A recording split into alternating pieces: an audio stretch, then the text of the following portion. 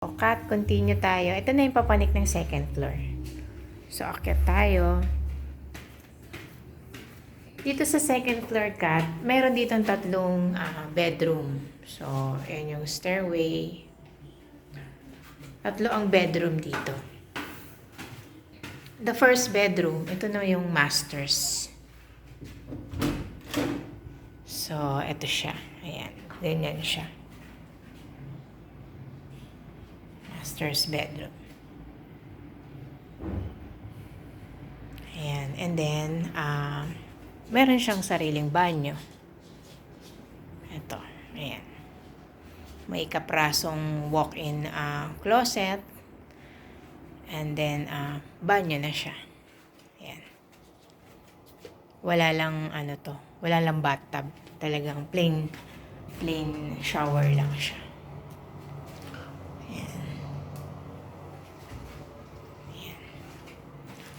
So, ayan siya. And then, ayun, sa labas, may terrace. Itong terrace na to, hindi na namin masyadong na-utilize eh. Pero, dapat to, pwedeng lagyan ng umbrella or something para pwedeng mag-hangout dito. Depende na sa makakabili. Nasa sa kanila na kung ano ang gagawin nila. So, ayan. Ayan yung surroundings. Ayan.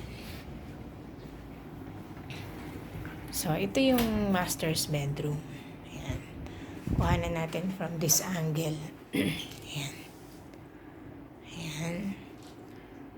So, nga pala Kat, banggitin ko lang, yung mga aircon dito sa buong bahay, pwede na namin yan ibigay as freebies kasi ito, yan bago pa lang yan Kat eh. Kasi nagpalit kami ng aircon 2021.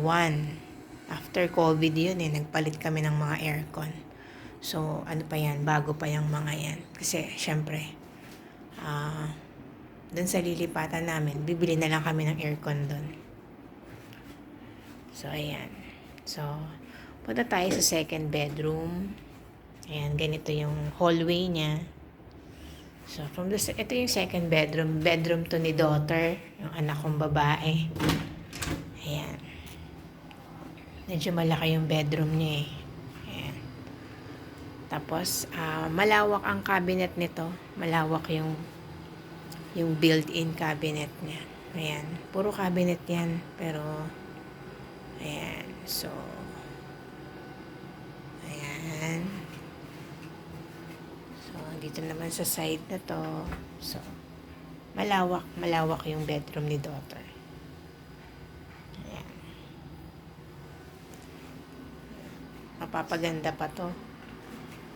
Kaya lang ganyan na lang yung naging ayos namin talaga. And then, third bedroom on the second floor. Ito nga pala yung banyo ni daughter. So, siya lang ang nagbabanyo dyan. Ayan. Yan yung banyo niya. Tain ko lang yung ilaw.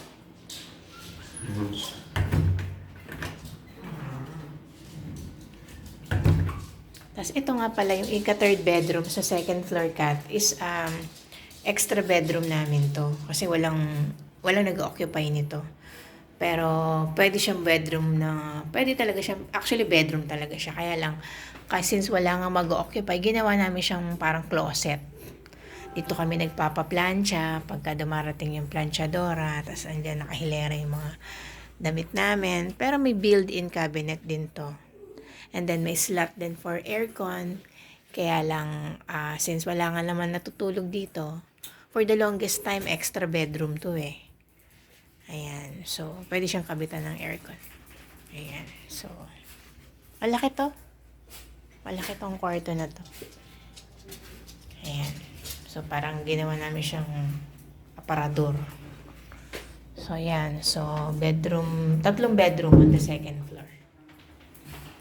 Ayan. So, panik tayo sa third floor.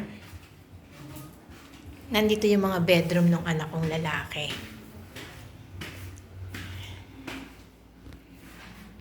Ayan. So, papanik tayo sa third floor. Ito na yung attic. Pero sa attic, may dalawang bedroom pa.